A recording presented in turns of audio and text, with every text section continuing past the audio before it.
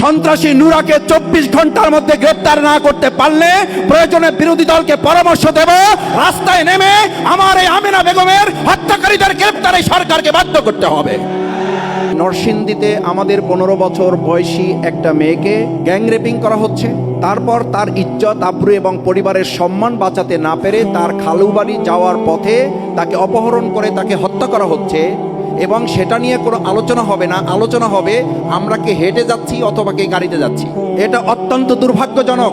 এটা বক্তব্যের সাথে শুধু সাংঘর্ষিক নয়, এটা 18 কোটি মানুষের সাথে প্রতারণা করার শামিল। এটা জুলাই যোদ্ধাদের প্রতি প্রতারণা, বিশ্বাসঘাতকতার শামিল।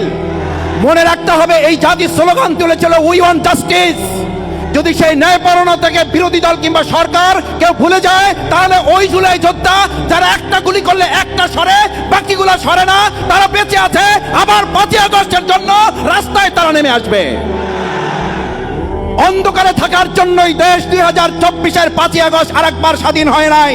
যদি না পারেন দায়িত্ব ছেড়ে দেন, আমরা আলোকিত বাংলাদেশ গড়ার জন্য সিদ্ধান্ত নিতে চাই। আপনারা লুটতরাজ করবেন, বেগম পাড়ায় আপনারা কানাডায় ঘর বাড়ি করে তুলবেন, সুযোগ সুবিধা ভোগ করবেন, আন্দোলন সংগ্রামে আপনাদের নামে একটা মামলা হবে না, আপনারা জেলখানায় যাবেন না, কোনো একটা রাষ্ট্রের প্রেসক্রিপশনে আপনারা মন্ত্রী হবেন, বাংলাদেশের মানুষকে অন্ধকারে রাখবেন। সেই বাংলাদেশ আর কল্পনা করার সুযোগ আপনাদের হাতে নাই। তারা তাদের প্রটোকলের গাড়ি নিরাপদ করায় ব্যস্ত, তারা 18 কোটি মানুষের কথা ভাবে না। রমজান হচ্ছে এমন একটি মাস, 12 মাসের মধ্যে একটি মাস। এই মাসের গুরুত্ব হচ্ছে উনজিলা ফিহিল কোরআন। এই মাসে কোরআন নাজিল করা হয়েছে। যদি এমন হতো যে শাহরু শাওয়াল উনজিলা ফিহিল কোরআন, তাহলে মর্যাদা কি রমজানের হতো না শাওয়ালের হতো? শাওয়ালের হতো।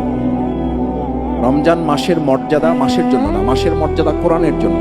উনজিলা ফিহিল কোরআন, তার টার্গেটটা কি? হুদাল্লিন নাস, মানুষকে সঠিক পথ দেখাবে, সরল পথ দেখাবে।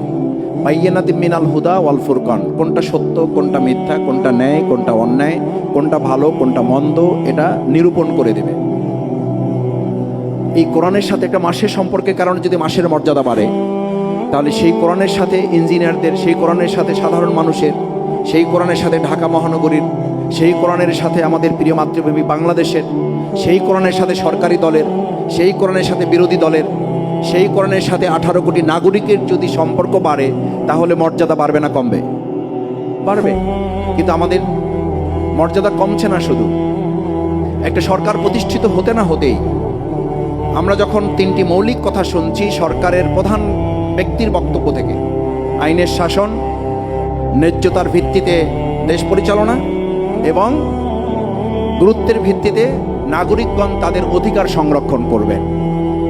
এই কথা বলার 5 দিন 7 দিন যেতে না যেতেই আমাদেরকে এই দৃশ্য কেন দেখতে হয় যে নরসিংদীতে আমাদের 15 বছর বয়সী একটা মেয়েকে প্রথমে গ্যাং রেপিং করা হচ্ছে, তারপর তার ইজ্জত আবরু এবং পরিবারের সম্মান বাঁচাতে না পেরে তার খালু বাড়ি যাওয়ার পথে তাকে অপহরণ করে তাকে হত্যা করা হচ্ছে, এবং সেটা নিয়ে কোনো আলোচনা হবে না। আলোচনা হবে আমরা কে হেঁটে যাচ্ছি অথবা কে গাড়িতে যাচ্ছি। এটা অত্যন্ত দুর্ভাগ্যজনক। এটা বক্তব্যের সাথে শুধু সাংঘর্ষিক নয়, এটা 18 কোটি মানুষের সাথে প্রতারণা করার শামিল। এটা জুলাই যোদ্ধাদের প্রতি প্রতারণা, বিশ্বাসঘাতকতার শামিল। মনে রাখতে হবে, এই জাতি স্লোগান তুলেছিল উই ওয়ান্ট জাস্টিস। যদি সেই ন্যায়পরায়ণতা থেকে বিরোধী দল কিংবা সরকার কেউ ভুলে যায়, তাহলে ওই জুলাই যোদ্ধা যারা একটা গুলি করলে একটা সরে, বাকিগুলো সরে না, তারা বেঁচে আছে। আবার 5ই আগস্টের জন্য রাস্তায় তারা নেমে আসবে। আমাদের মনে করার কোনো কারণ নাই 5ই আগস্ট হেলিকপ্টারে সবাই চলে গেছে। 5ই আগস্ট হেলিকপ্টারে যারা গেছে, যারা তাদেরকে যেতে বাধ্য করেছে, তারা এখনো এই বাংলাদেশে বেঁচে আছে। তারা কে হেঁটে গেছে অফিসে আর কে গাড়িতে গেছে, এইটা দেখার জন্য নতুন বাংলাদেশ গড়ে তোলে নাই। তারা গড়ে তুলেছে আমাদের এই আমেনার সন্ত্রাসী নুরাকে 24 ঘন্টার মধ্যে গ্রেফতার না করতে পারলে প্রয়োজনে বিরোধী দলকে পরামর্শ দেব, রাস্তায় নেমে আমার এই আমেনা বেগমের হত্যাকারীদের গ্রেফতারে সরকারকে বাধ্য করতে হবে।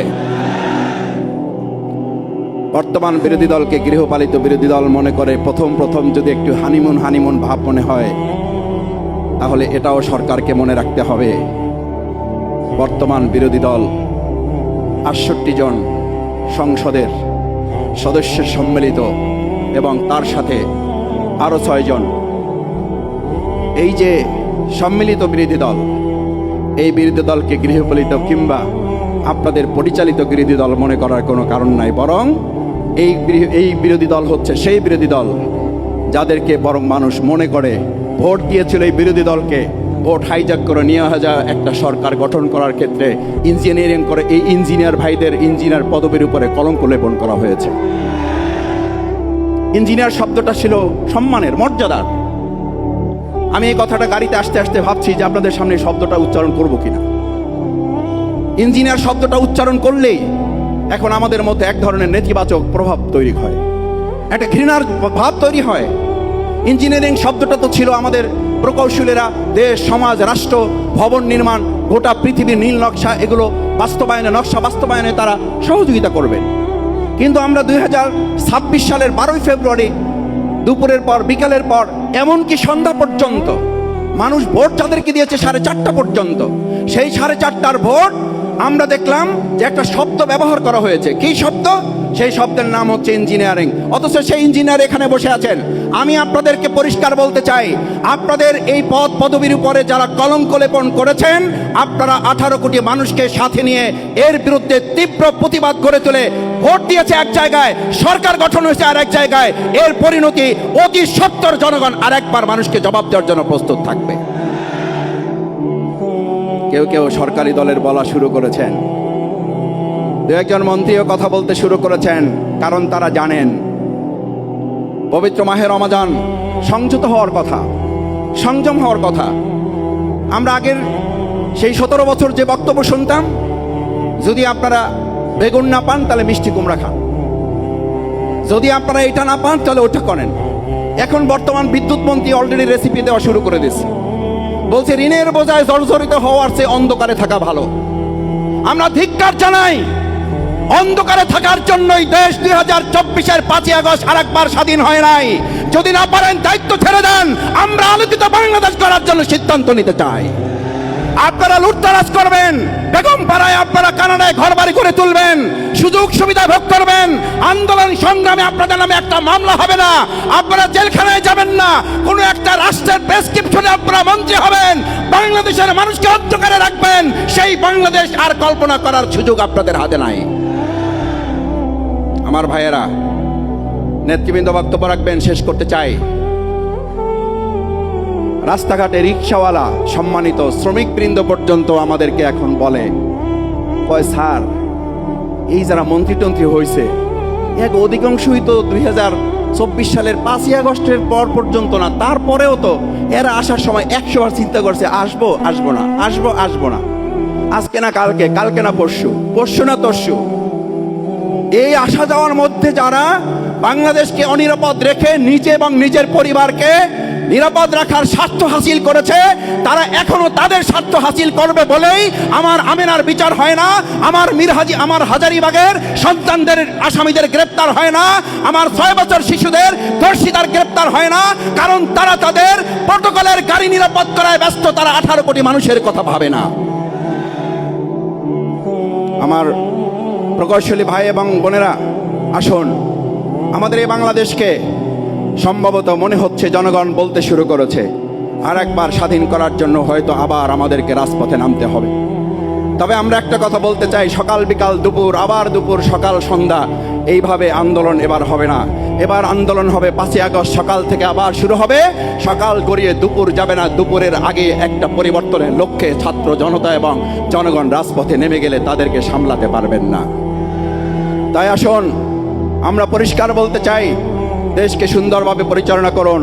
রমজান সংযমের মাস, কথাবার্তায় সংযমী হন, কাজের ক্ষেত্রে সংযমী হন, দেশের নাগরিকদের প্রতি সংযত আচরণ করুন এবং মানুষের মর্যাদা সমুন্নত রেখে যে বৈষম্য মুক্ত একটা বাংলাদেশ আমরা গড়ে তুলতে চেয়েছিলাম, আমাদের সন্তানরা যে জন্য জীবন দিয়েছে, আমাদের ভাইয়েরা যে জন্য জীবন দিয়েছে, আমাদের নেতৃবৃন্দ হাসতে হাসতে ফাঁসির মঞ্চে গিয়েছে, সেই বাংলাদেশের বিপরীত কোনো চিত্র দেখলে আবার এদেশের মানুষ একতাবদ্ধ হয়ে রাজপথে নামবে, তাতে কোনো সন্দেহ নেই। তার আগেই যদি আপনারা সতর্ক হয়ে যান, তাহলে আপনাদের জন্য কল্যাণ, দেশবাসীর জন্য কল্যাণ। সেই কল্যাণের প্রত্যাশা করে সবাইকে ধন্যবাদ জানিয়ে আমার কথা শেষ করছি।